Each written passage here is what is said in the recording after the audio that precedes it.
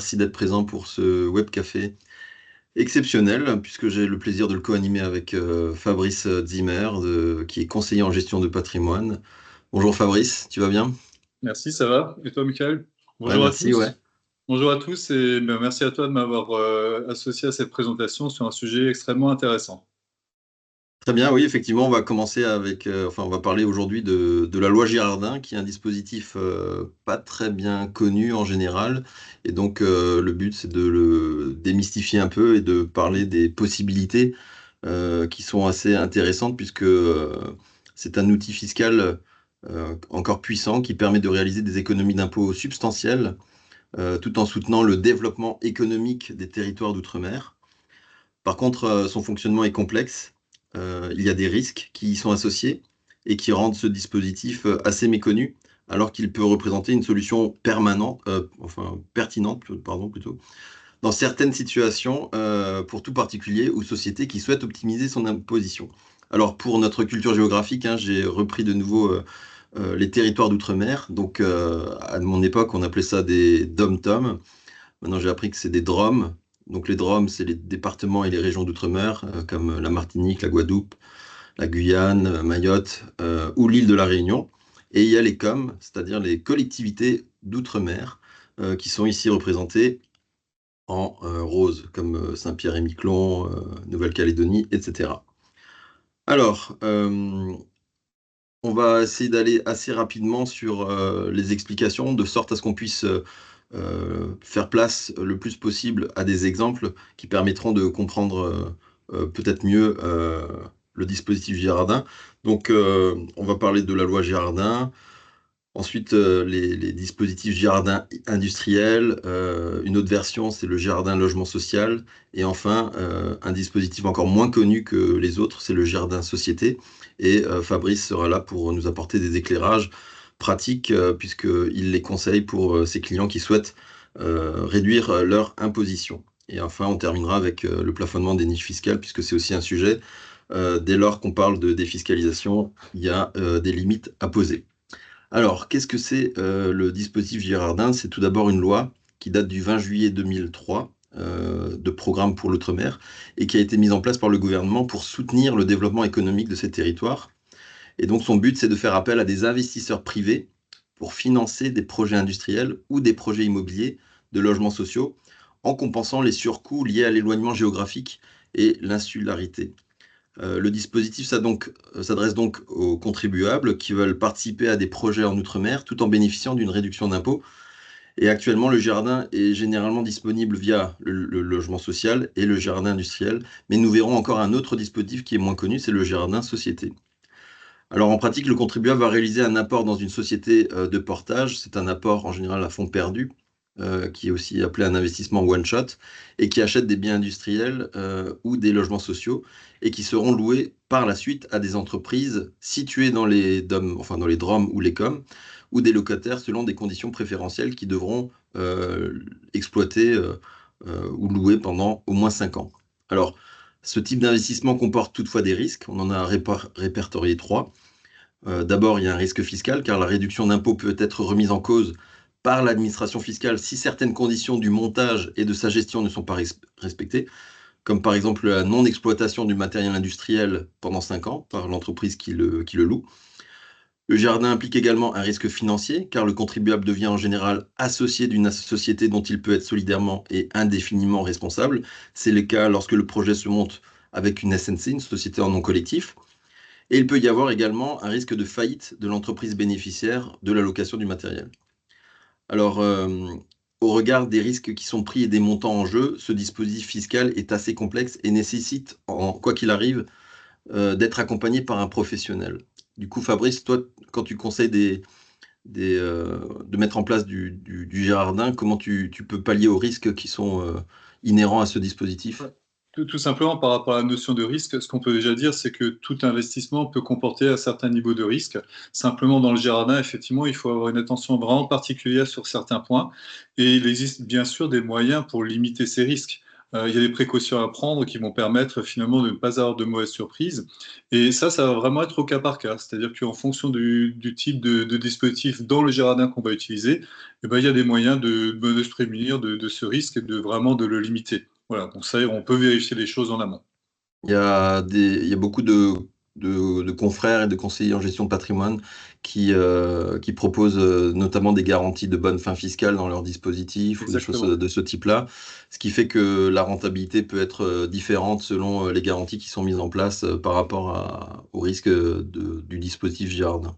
Ouais, exactement. C'est ce genre de choses qu'on peut mettre en place, entre autres, mais effectivement, ça peut éventuellement diminuer un petit peu la rentabilité, mais ce qui n'est pas forcément grave du moment qu'on maîtrise son risque.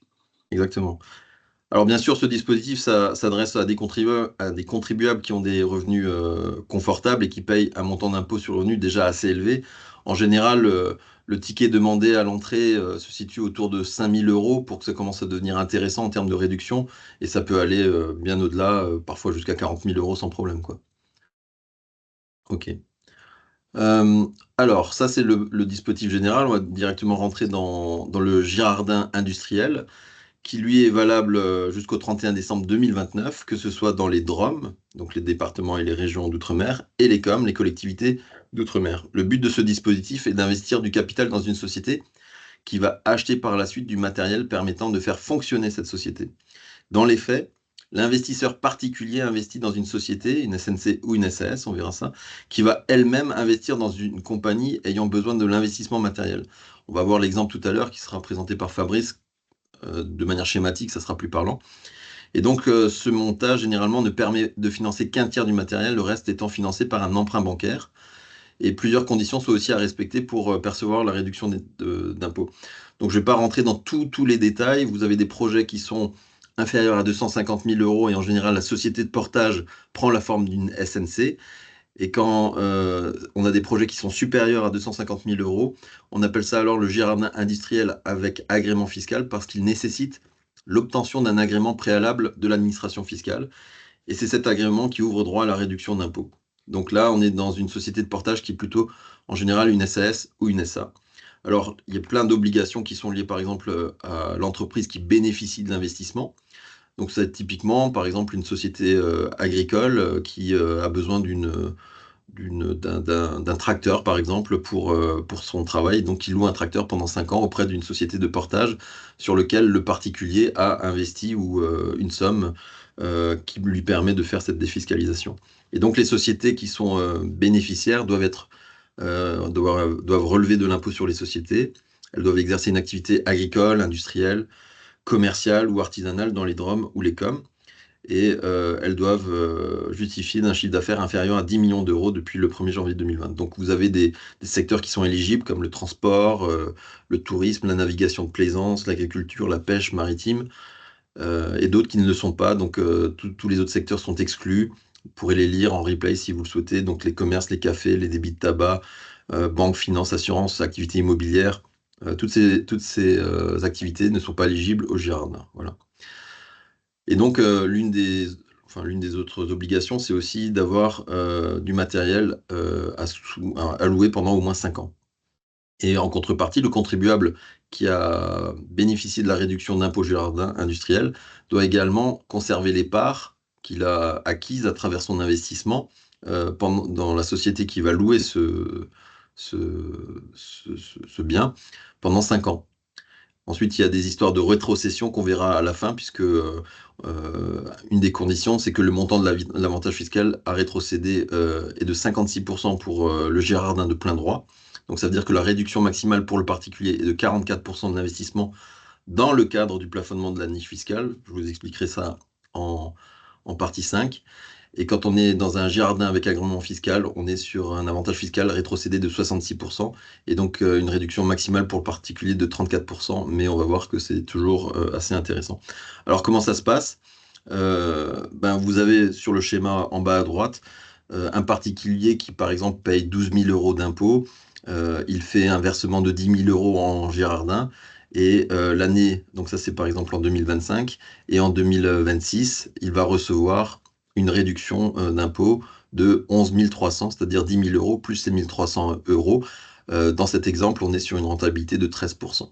Donc s'il paye 12 000 euros d'impôts en général, eh ben, il n'aura plus qu'à payer 12 000 moins 11 300, donc 700 euros d'impôts, et il aura bénéficié de 1 300 euros de réduction par rapport à ça. En général, on peut évoquer une rentabilité comprise entre 11 et 23% selon le projet, à quelle date vous le souscrivez, c'est-à-dire qu'en début d'année, plus on commence tôt, plus la réduction est importante, et plus vous allez en fin d'année, et plus la réduction est réduite. Attention quand même, quand on devient associé d'une SNC, on acquiert la qualité de commerçant. C'est un statut qui peut être incompatible avec certaines professions réglementées, comme les avocats, les juges, les commissaires aux comptes, les experts comptables. Et en devenant associé d'une SNC, bah, vous rentrez dans un système de travaillant non salarié, de TNS, où il faut payer une cotisation formation professionnelle de l'ordre de 120 euros par an pendant 5 ans, si vous êtes, puisque vous devez détenir les parts pendant 5 ans. Donc, pensez à prendre ça en compte si vous n'êtes pas TNS, par exemple, si vous êtes salarié, et ben, ça fait une cotisation supplémentaire. Si vous êtes TNS, eh ben, vous le payez déjà de toute façon. Donc, pour les gens qui relèvent des travailleurs non salariés, c'est assez neutre, hein. Alors, pour l'exemple, je laisse Fabrice Oui, donc en c'est présenter. simplement Ouais, ouais. un petit schéma effectivement qui reprend ce que Michael vient d'expliquer. Donc si je me place du côté de l'investisseur particulier, c'est simplement que je vais apporter du capital à la fameuse SNC qui a été créée. Donc cette société qui elle-même ensuite va faire certaines choses que je vais expliquer. Par contre, en échange, l'investisseur particulier va avoir droit à sa réduction d'impôt qui va aller donc, comme Michael le disait, de 11 à 23% en général. Ensuite, du côté de la fameuse société, cette société va servir finalement à acheter du matériel, éventuellement avec le concours d'un prêt bancaire, pour ensuite louer ce matériel à une société qui est située dans les DROMCOM.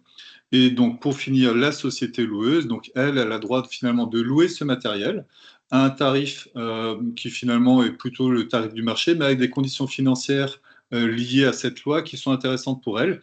Et en même temps, elle a la possibilité de racheter ce matériel au bout de 5 ans pour un tarif qui là est vraiment intéressant pour elle. Donc c'est vraiment un moyen pour elle de louer à bas coût et c'est vraiment la volonté de l'État d'aller dans ce sens-là. Très bien. Donc, on va présenter un autre exemple chiffré. On y va. Donc, on va faire une petite timeline C'est une petite avec. simulation en fait avec un exemple d'investissement. Si j'investis 10 000 euros avec un Girardin qu'on a considéré à 15% de rentabilité. Donc j'investis 10 000 euros l'année N dans du Girardin et l'année suivante, en N+1, je récupère donc 11 500 euros sous forme de réduction d'impôt. Et ces 11 500 euros, qu'est-ce que je peux en faire? Eh bien, tout simplement, je peux mettre mes 1 500 euros de côté, les conserver, les dépenser, et les 10 000 euros restants vont me servir à réinvestir à nouveau en N+1 dans un nouveau jardin industriel. Donc, les 10 000 euros de N+1, à nouveau, vont générer 11 500 euros de réduction d'impôt sur l'année N+2 et ainsi de suite. Donc, ça va continuer comme ça. On peut le faire plusieurs années de suite. Il n'y a pas de limite réellement, à part les dates fixées par l'État. Mais pour l'instant, on peut le faire plusieurs années de suite. Et finalement, bah, se générer un gain fiscal. Alors, si on prenait ça sur 10 ans, ça nous ferait finalement 15 000 euros de gain en ayant mobilisé, pardon, en ayant mobilisé uniquement 10 000 euros de trésorerie au départ. Ce qui est plutôt intéressant finalement. C'est la différence entre celui qui paye 10 000 euros chaque année et qui ne fait pas de Girardin, et celui qui, depuis 2003, fait du Ça. Girardin chaque année. Ben, il accumule au fur et à mesure le gain fiscal de 15%, et puis au bout de quelques années, il a déjà remboursé son investissement finalement, quoi. Tout à fait. Et ça, on peut l'ajuster chaque année finalement en fonction de l'imposition du foyer fiscal. Une année, ça pourrait être 10 000 euros, l'année suivante 14 000 et l'année d'après 9 000. Mais on peut vraiment l'ajuster au fur et à mesure chaque année. Tout à fait, ouais. Ok, donc voici voilà le jardin industriel. Le temps passe, on va avancer sur le logement social. Alors, on va pas s'étendre trop longtemps sur le logement social parce que bon, celui-ci est un dispositif qui est toujours en vigueur jusqu'au 31 décembre 2029, mais uniquement pour les collectivités d'outre-mer. Et il ne l'est plus pour les DROM. Ça s'est arrêté en 2018.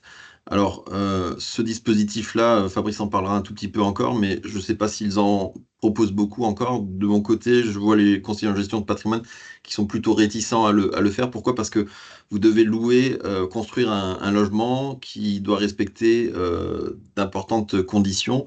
12 mois, il doit être loué 12 mois suivant l'acquisition ou l'achèvement, à un organisme d'habitat à loyer modéré pour une durée d'au moins 5 ans. Euh, il faut le louer à des personnes physiques qui en font leur résidence principale et dont les ressources n'excèdent pas certains plafonds qui sont fixés par décret. Ensuite, à l'issue de la période de location de 5 ans, les logements doivent être vendus au bailleur social à un prix fixé lors de la conclusion du bail et au moins 70% de la réduction d'impôt doit être restituée à l'organisme de logement social sous la forme d'une diminution de loyer ou du prix de cession. Donc c'est relativement drastique. Alors là, la carotte fiscale, c'est quoi? C'est la réduction d'impôt fixée à 50% du prix de revient du logement, déduction faite des taxes, des commissions d'acquisition versées et des subventions publiques reçues, dans la limite de 3 139 € par mètre carré de surface habitable. Donc, bon, je ne vais pas rentrer trop dans les détails, mais la réduction d'impôt peut être aussi annulée, attention, par l'administration fiscale dans le cas où les conditions de location, durée, loyer, ressources et locataires ne sont pas respectées. Ce qui est le cas pour le jardin aussi, hein, donc c'est pour ça qu'il y a toutes ces garanties-là. Qu'est-ce que tu peux dire, Fabrice, toi, pour le logement social? Oui, effectivement, sur le jardin logement social, c'est peut-être un dispositif qui a été utilisé pendant un temps, mais que ce soit moi ou mes collègues, on n'a plus tendance à le proposer en ce moment parce qu'effectivement, il y a plein de raisons qui sont très, très contraignantes finalement dans ce dispositif, notamment la localisation qui est plus limitée qu'avant, avec des zones que moi je considère personnellement comme des zones où il ne faut pas forcément investir, donc des zones à éviter quand on veut faire de l'investissement immobilier. Une rentabilité faible, quand on fait vraiment les calculs, les plus et les moins, quand on tient compte, alors certes, il y a une réduction d'impôt qui peut être alléchante, mais il faut tout prendre en compte. Et quand on regarde aussi les contraintes à la revente, finalement, on tombe sur des rentabilités qui ne sont pas intéressantes au regard du risque qui peut être pris. Donc c'est quelque chose qu'on utilise peut-être plus tellement en fait. Voilà. Ouais. Alors, c'est sûr que ben, déjà, on peut le faire que dans les collectivités d'outre-mer, donc plus les DROM. Donc, par exemple, Mayotte ne rentrerait pas dans le dispositif puisque c'est encore un DROM à l'heure actuelle, quoi. Voilà. Et ils en auraient peut-être besoin, mais après, ça, c'est encore un autre débat. On va continuer avec un autre dispositif, c'est le dernier, c'est le jardin société, qui est par contre encore moins connu que les deux premiers, et parfois même d'autres collègues conseillers en gestion de patrimoine ne connaissent pas forcément très bien. Et il peut être intéressant parce que la différence, c'est que celui-ci, il s'adresse non pas aux particuliers comme les deux premiers, il s'adresse aux entreprises qui sont soumises à l'impôt sur les sociétés. Donc, on l'appelle le jardin IS aussi, et il permet d'obtenir une réduction ou une exonération totale de l'impôt sur les sociétés lors de l'acquisition d'un logement neuf ou en l'état futur d'achèvement en Outre-mer. Alors celui-ci, il fonctionne aussi bien pour les DROM que les COM, et le logement doit être mis en location pour une durée minimale de 5 ans. Alors bien sûr, on est sur un système de réduction, donc ce n'est pas un crédit d'impôt. En tout cas, ça veut dire que si maintenant on a un IS à payer de, je sais pas, de 100 000 € et qu'on a une réduction de 120 000, eh ben, on n'a pas le remboursement des 20 000 de différence. Par contre, on peut le répercuter sur les 3 années qui suivent. Il faut juste respecter certaines contraintes, c'est-à-dire que c'est éligible pour toutes les sociétés soumises à l'IS, dont le siège est en France métropolitaine ou dans les DROMCOM, et qui font l'acquisition d'un ou plusieurs biens immobiliers dans la limite de 1 million d'euros par année ou par programme. Cependant, pour bénéficier du dispositif Girardin, le chiffre d'affaires de l'entreprise doit être inférieur à 20 millions d'euros. Et ce dispositif, comme je l'ai dit, ne s'applique qu'au logement neuf ou en l'état futur d'achèvement. Alors, ça consiste à faire une réduction du montant de l'acquisition du bien immobilier sur le revenu imposable de la société, avec une limite par mètre carré de 3 139 €. Je ne vais pas trop m'étendre dans tout ça, puisqu'on va avoir encore un exemple présenté par Fabrice.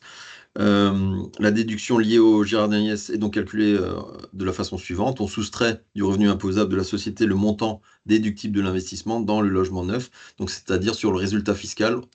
Pour les comptables qui m'écoutent, on pourra déduire le montant en faisant le nombre de mètres carrés fois 3139. Et ensuite, l'investisseur doit mettre son bien en location dans la limite des 12 mois suivant l'achèvement du programme ou suivant son acquisition si celle-ci est postérieure. Et au-delà de cette limite, il ne peut plus profiter de la défiscalisation. Et donc, on a un engagement de location pour 5 ans.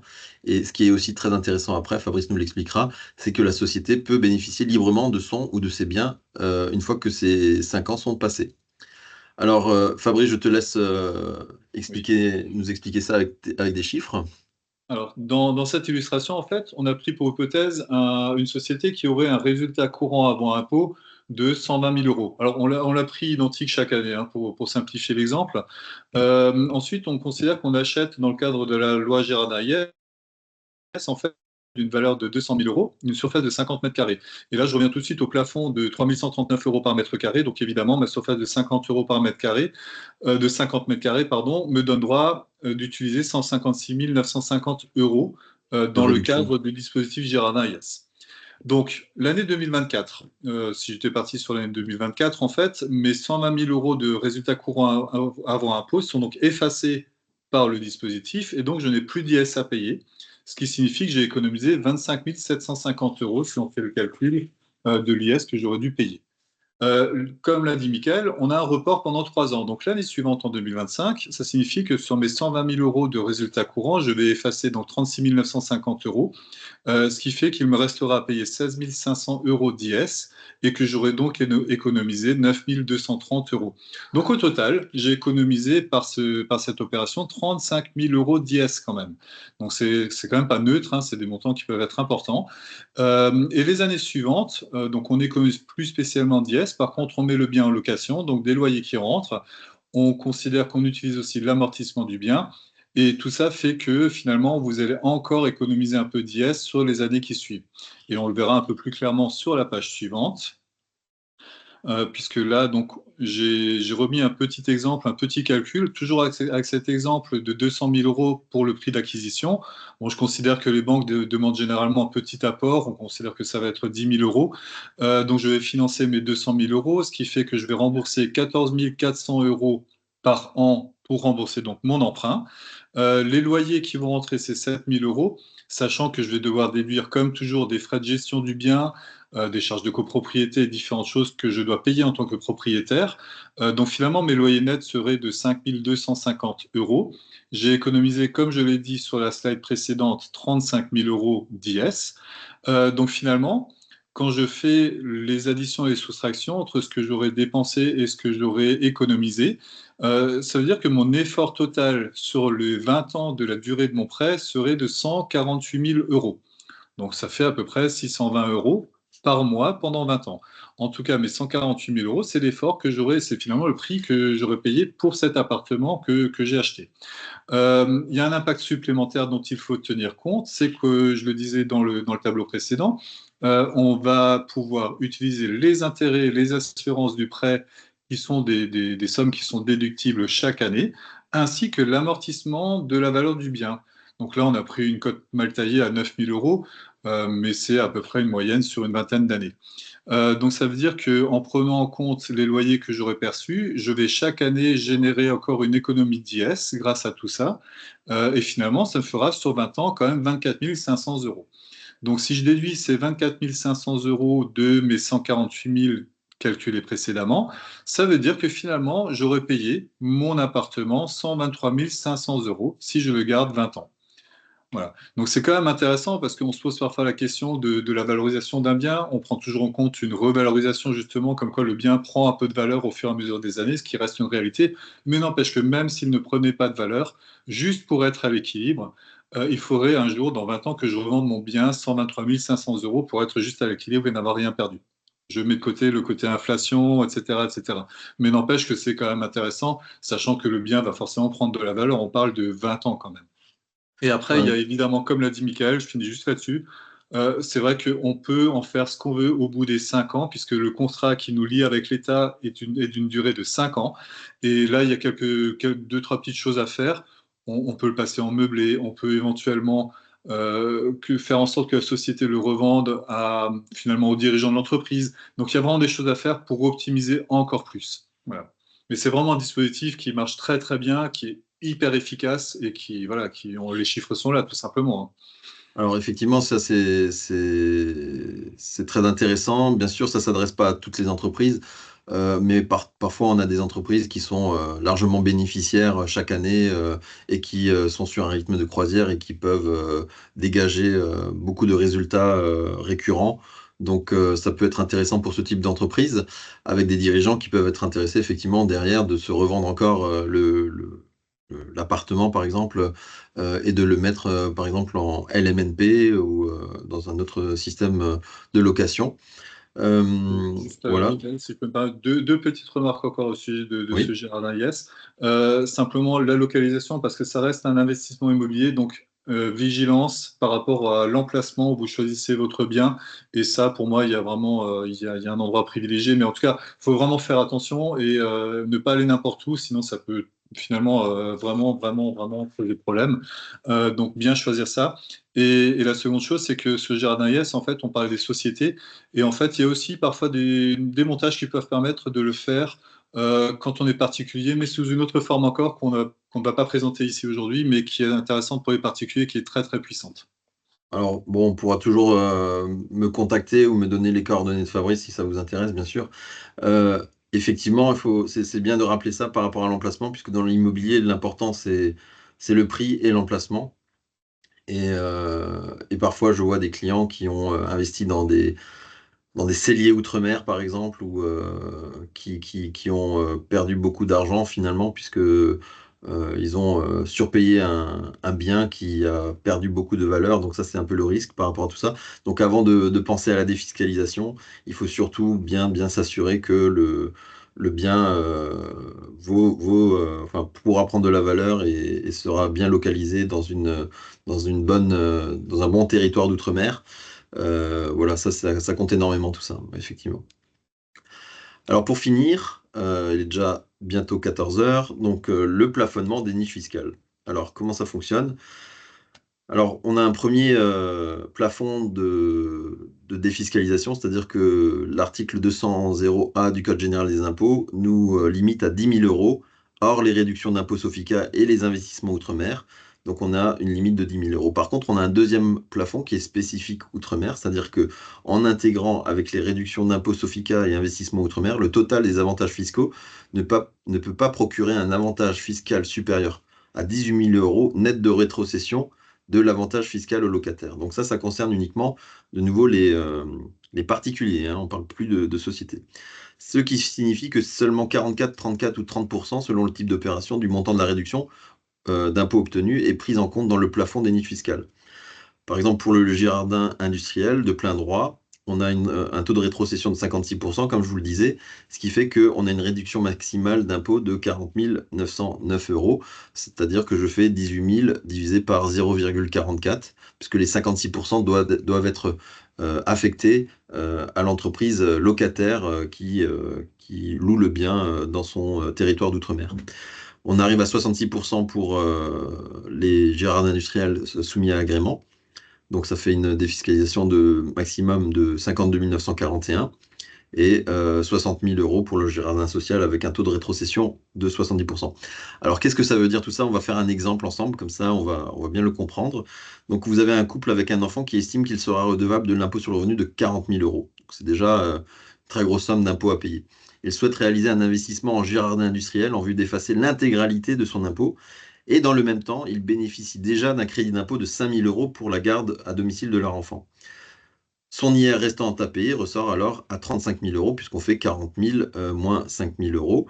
Et le plafond disponible pour les niches fiscales, ben, c'est 18 000 moins 5 000, ça fait 13 000 euros. Ensuite, il investit dans le cadre d'un jardin industriel avec agrément, et le couple se voit promettre un rendement de 15%. Donc ainsi, s'il investit 100 euros, il pourra réduire de 115 euros son impôt sur le revenu.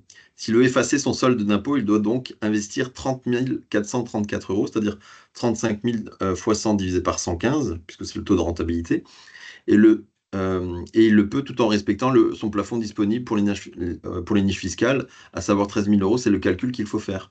Donc puisqu'il s'agit d'un investissement avec agrément, le montant investi n'entre dans le plafond des globales des niches qu'à hauteur de 34%, on est ici à 66%, donc lui, il peut déduire que 34%, soit 10 347 en faisant 30 434 fois 34%. Et ce montant de 10 347 est bien inférieur à 13 000 euros, et donc le couple peut défiscaliser et effacer l'intégralité de son impôt sur le revenu grâce au jardin industriel. Voilà. Donc, on peut tenir compte des 5 000 euros et encore des 10 347 euros qui sont calculés en faisant 30 434 euros fois 34%. Ça, c'est l'avantage qu'on peut, enfin, c'est le taux qu'on peut récupérer au niveau de la niche fiscale. Et donc, on est dans le plafond des 18 000. Et à ce moment-là, on peut effacer totalement l'impôt en faisant ces deux dispositifs. Mais il peut y en avoir d'autres qui peuvent se cumuler, notamment, par exemple, des versements dans des plans d'épargne retraite ou des choses comme ça pour les particuliers. Voilà, on a fait une présentation assez rapide de tout ce dispositif, mais on voulait essayer d'être assez exhaustif pour vous montrer tout ce qui existait. Maintenant, si vous avez quelques questions, on peut toujours en prendre. Je ne sais pas si j'en ai vu spécifiquement. Pour l'instant, non. Alors, on attend encore un tout petit peu. Là, il est déjà bientôt 14 heures. Euh, pour le prochain web café, bien entendu, on va parler de la loi de finances, puisque celle-ci a été enfin votée en février et il n'y a pas eu de motion de censure qui a été activée. Donc il y a beaucoup de sujets à traiter dans cette loi de finances, notamment sur les LMNP, sur la TVA avec les seuils de 25 000 euros et plein d'autres choses. Donc on en parlera au mois de mars. Si vous n'avez pas d'autres questions, ben écoutez, ben on va vous laisser. Ben, Fabrice, je vais te remercier encore pour avoir été présent avec nous et pour tes explications limpides et claires. Et si jamais vous souhaitez avoir plus de renseignements sur ces dispositifs-là, n'hésitez pas à nous contacter et puis on vous redirigera, le cas échéant, sur les bonnes personnes. Voilà, merci Merci à vous, Michael. merci Fabrice, Merci et Michael et puis merci à tous pour votre attention. Merci. bon après-midi, au revoir. Au revoir.